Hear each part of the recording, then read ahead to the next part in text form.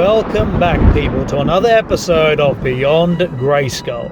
And, well, we are nearing the end of this series, people. Yes, love it or hate it, this series has really divided fans. We're here to prevent a disaster. You're too late for that.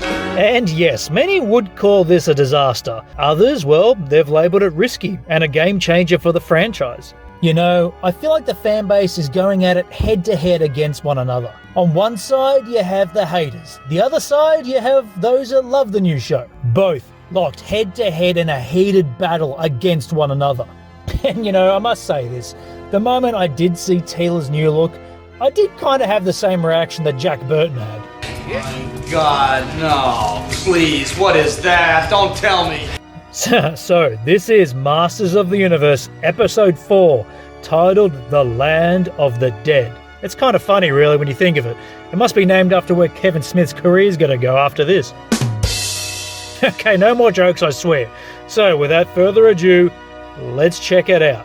We left our heroes off as they entered into the depths of Subternia. Teela lightens the way with a strange blue glow stick sort of thing. What does it do? Turns blue. Teela, being that great leader that she is, well, she has some words of wisdom. She tells the rest of the team to, well, keep their eyes open. Because, yes, Teela, I'm sure your team needed to know that vital information. Keep your eyes open. Will do. However, as Teela dishes out her wise words of wisdom, poof! Everyone vanishes. Oh no, where did everybody go? Maybe it was something we said. Yes, they finally left her ass behind. I mean, wow, even they're getting sick of her shit. Well, no. In truth be told, when you enter the depths of Subternia, it can play mind tricks on those who have entered, separating the team to face their own demons. Evelyn and Orko are shown Troller. Yes, the homeland of Orko's people. But sadly, it appears to be completely abandoned. In desperation to search and find his people, Orko casts a spell and, well, yes, like all his magic, it backfires. However, in this occasion, it kills 2 innocent birds. Pretty bird. Yes, pretty bird. Now, Kevin Smith, look. Yes, Orko's magic does backfire, especially in the 80s Filmation show. However, it didn't cause people's immediate death. To make something more edgier and dark, Kevin, doesn't mean death and bloodshed around every corner. You know, by now, Mattel must be thinking, why did we get Kevin Smith to do this? I should have mailed it to the Marx brothers. Will you take it easy? Take it easy! Andrea, Beastman and Roboto are taken to some wasteland surrounded by death and bone. What a shithole. I mean, you know, child-friendly. As we cut back to Teela, who is surrounded by some sort of greenish glow. Then, from out of the dark, a creepy voice saying, "Ah, such anger." I mean, wow, this guy's just met Teela, and even he knows she's just pure anger.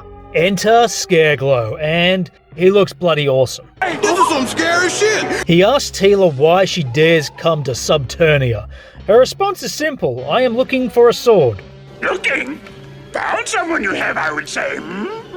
Scareglow shows her one half of the power sword, yet he withholds it from her, telling Teela he will hand it over to her only for exchange of her fear. Oh, but this is Teela, never forget, she fears nothing. I'm not afraid of you! And while that being said, Teela does strike a deal with Scareglow, her feelings in exchange for the piece of the power sword. That is, with her companions returning to her safely as well. Scareglow, he agrees to her terms and drops them into the Sarlacc pit. Returning back to Evelyn and Orko, we do get this rather nice, quiet scene together. As Orko comes to the realization that all of his kind, they could be gone by now. Wiped out along with all of the magic from his home world. Orko reveals to Evelyn that his true name was never Orko. It was in fact Oracle, but as a child, he could never say the name. And see, this scene is a character-driven piece. This is where the heart of the show, it could have been all along. Scenes like this with Evelyn and Orko, it shows us the writing team had the potential of really making this a heartfelt show. And you know, if it tried more with one certain other character, I don't think the backlash would have been as great to the show. And during the scene, Evelyn even reveals more to Orko about herself. And it's great seeing a different side of Evelyn. But just when you think things are all nice, safe and quiet from out of the shadows, comes Orko's people, the Trollans. However, their eyes are glowing red and they unite to form one huge-ass shadow beast. A horrible horrible, monstrous beast! Evelyn, being the great sorcerer that she is, does her best Gandalf impression. You shall not pass! Well, rather than saying you shall not pass, she has these great words to say. Oh, bollocks. Blasphemer! Tila awakens, surrounded by the shadows. She arises to her feet and just hear what she has to say. Covered falling and being alone in the dark. Not my idea of terrifying, but whatever.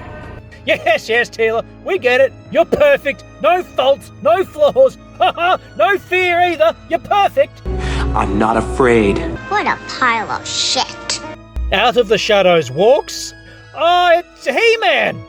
I'm not dead! Oh, thank God! For a second I thought Kevin Smith forgot to crowbar his cameo. I mean, a cameo in his own show! Who would have thought? Tila's vision of He-Man draws his sword and attacks her head-on with anger.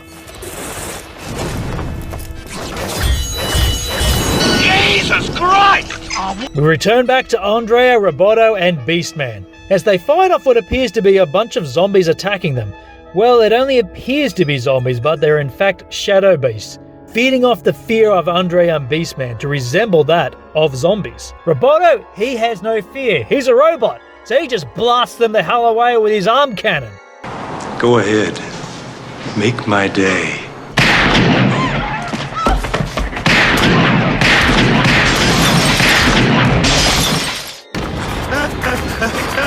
And to all their credit, Andrea and Beastman, they hold their own, managing to battle many off themselves.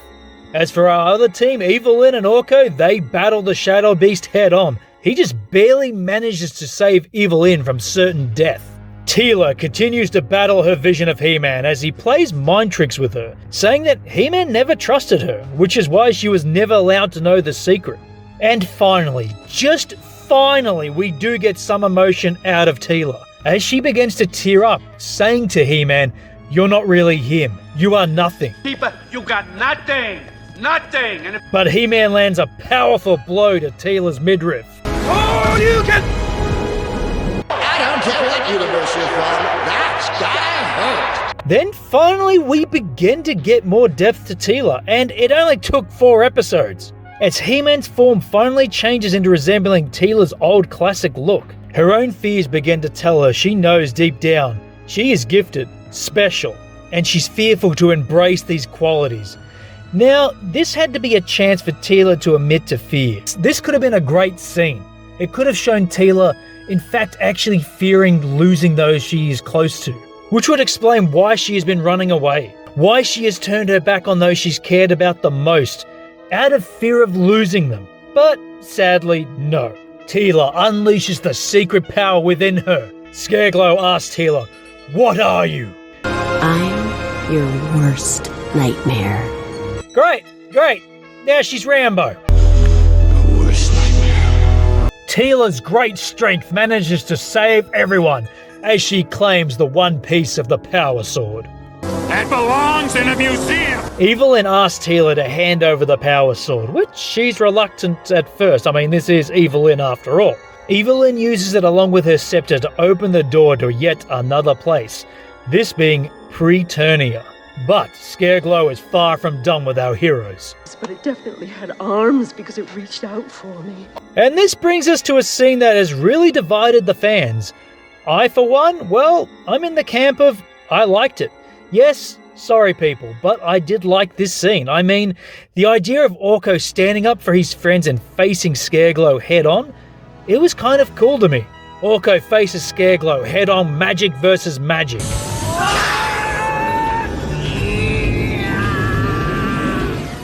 And the animation here, to be honest, it's stunning. The music is epic. It's great to finally see Orko be what he has always dreamed of being, a true, real hero.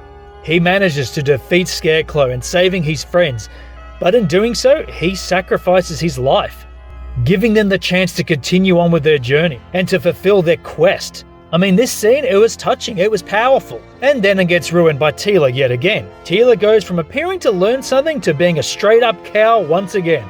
As Evelyn says, she tried to help Orko, but her powers were just too weak. I mean, Tila, of course, she's kind, she's caring, she's understanding about that. Oh no, she says it should have been you! It should have been you! It's your fault! She draws her sword to fight Evelyn, and lucky for her, her voice tells her to stop. Knock it off! Sit down! The voice is of Prince Adam.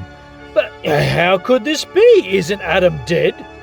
And the episode ends. Well, what's there to say about this one? It had some decent moments, such as Orko facing off against Scareglow. I mean, it divides the fans, but, you know, you're either in the camp that you like it, or the camp that you don't. It does show Teela's emotions a little bit more, but it only cheapens it when it flips back to her being a cow again. We have moments of her showing some vulnerability, but no, this show can't show that with Teela. She must be strong all time. That is not the great strength of a character. I'm sorry, even He-Man has vulnerability. And with that said, out of 5 Gwildor Cosmic Keys, I would probably only rate this a 2. The episode, it shows some promise, but instantly backtracks it straight away. The 2 Cosmic Keys I would give this episode, they're straight up for the animation and the amazing music. It is without a doubt a highlight of this episode. Well, thank you for watching, people. Be sure to join me for the final episode of Masters of the Universe Revelation. This has been Wayne for Beyond Grayskull, and as always, until next time.